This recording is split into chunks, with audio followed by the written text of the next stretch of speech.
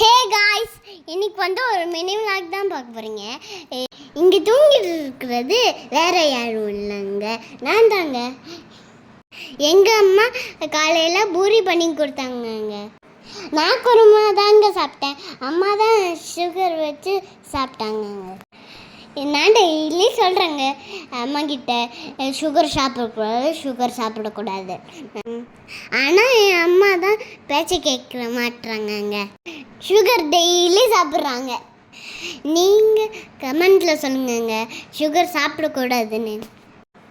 மதியம் லஞ்சுக்கு ஏதாவது பண்ணி தாங்கம்மான்னு கேட்டேன்.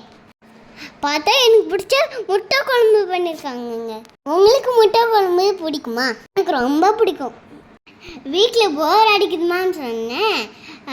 சரி வா அப்படின்னு டீ கடைக்கு கூட்டிகிட்டு போயிட்டாங்க. சப்ஸ்கிரைப் பண்ணிடுங்க. பாய்.